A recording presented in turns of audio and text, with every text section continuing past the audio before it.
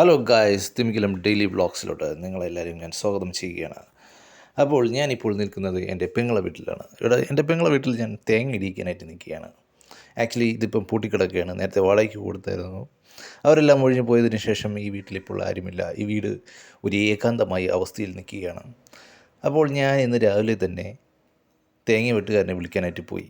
നിങ്ങളിപ്പോൾ കാണുന്നത് തേങ്ങ ഇട്ടുകൊണ്ടിരിക്കുന്ന ദൃശ്യങ്ങളാണ്. അങ്ങോട്ടും ഇങ്ങോട്ടുമായിട്ട് തേങ്ങകൾ ചെറുതേറി കിടക്കുന്ന ഒരു ദൃശ്യമാണ് നിങ്ങൾ കണ്ടുകൊണ്ടിരിക്കുന്നത്.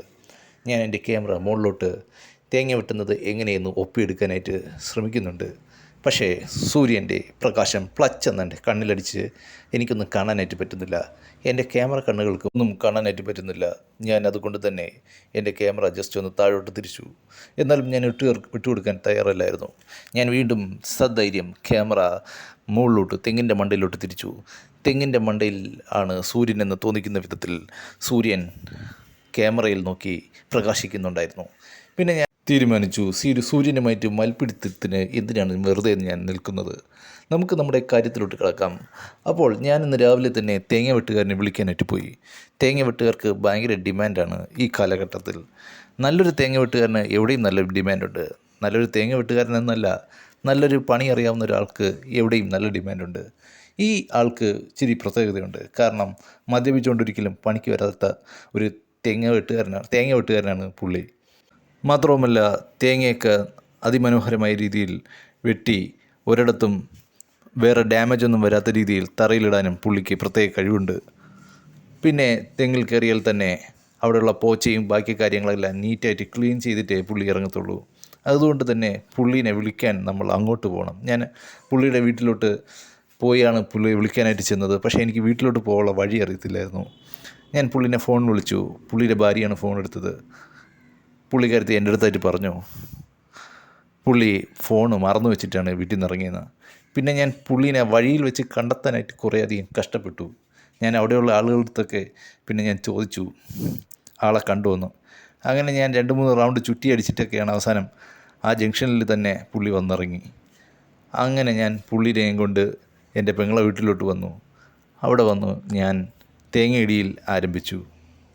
പുള്ളി എൻ്റെ അടുത്ത് പറയുന്നുണ്ടായിരുന്നു ഒരുപാട് ആളുകൾ തന്നെ വിളിക്കാനായിട്ട് കാറൊക്കെ ആയിട്ട് വരാറുണ്ടെന്ന്. തള്ളിയതാണെന്ന് എനിക്കറിയത്തില്ല. പക്ഷേ എന്തോ എനിക്കതിൽ സത്യസന്ധമായൊരു വാചകമാണെന്ന് തോന്നി. കാരണം ഇപ്പോൾ വളരെ കുറവാണ് നാട്ടിൽ ഇങ്ങനെയുള്ള ആളുകളെയൊക്കെ കിട്ടാനായിട്ട്. പണ്ട് നമ്മുടെ വീട്ടിൽ തേങ്ങ വെട്ടാൻ വന്നുകൊണ്ടിരുന്നത് വേറൊരാളായിരുന്നു.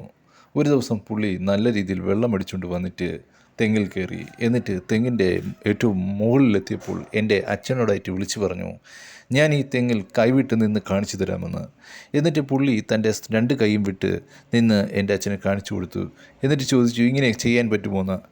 എൻ്റെ അച്ഛൻ നല്ല പേടിച്ചു പോയി. എങ്ങാനും പുള്ളി താഴെ വീഴുകയാണെങ്കിൽ പുള്ളീനെയും കൊണ്ട് നമ്മൾ ആശുപത്രി പോകണം, എല്ലാം നമ്മുടെ തലയിലാവും. പുള്ളിക്ക് അത്രയും കൊല്ലത്തെ എക്സ്പീരിയൻസ് ഉണ്ടായത് കൊണ്ടാവാം പുള്ളി താഴെ വീണില്ല. പക്ഷേ ഇപ്പോൾ വന്ന പുള്ളിക്ക് നല്ല കായികക്ഷമതയുണ്ട്. പക്ഷേ എന്നാലും പുള്ളിക്ക് അത്യാവശ്യം നല്ല പ്രായമുണ്ട്. പുള്ളി തേങ്ങ ഇടിയിലെല്ലാം നല്ല അതിമനോഹരമായ രീതിയിൽ തന്നെ നടത്തി.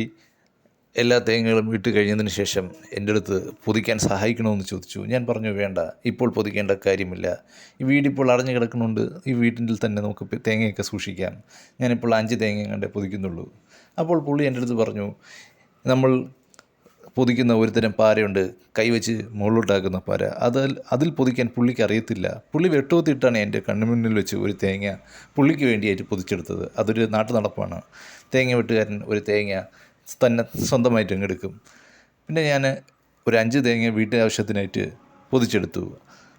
പിന്നെ ഞാൻ പുള്ളിയുടെ അടുത്തായിട്ട് പറഞ്ഞു ഞാൻ താങ്കളുടെ വീട്ടിൽ കൊണ്ട് വിടാമെന്ന്. അപ്പോൾ പുള്ളി പറഞ്ഞു വേണ്ട, അതിൻ്റെ ആവശ്യമില്ല, എന്നെ ആ ഉദിയളങ്ങര ജംഗ്ഷനിൽ കൊണ്ട് വിട്ടാൽ മതി, എനിക്ക് അവിടെ നിന്ന് കുറച്ച് സാധനങ്ങളൊക്കെ വാങ്ങിച്ച് വീട്ടിലേൽപ്പിക്കാനായിട്ടുണ്ടെന്ന്. അപ്പോൾ ഞാൻ പറഞ്ഞു ശരി, അങ്ങനെ ആകട്ടെ എന്ന് പറഞ്ഞിട്ട് പുള്ളിനെയും എൻ്റെ ബൈക്കിൽ കയറ്റിക്കൊണ്ട് നേരെ ഉദിയളങ്ങരയിലോട്ട് പോയി ഉദിയളങ്ങര ജംഗ്ഷനിൽ ഇറക്കി വിട്ടു. അതിനുശേഷം ഞാൻ എൻ്റെ വീട്ടിലോട്ട് തിരിച്ചു. എന്നിട്ട് എൻ്റെ സുപ്രഭാതം മൊത്തം ഇന്ന് തേങ്ങയിടിയിലോട്ട് ശ്രദ്ധ കേന്ദ്രീകരിച്ചത്.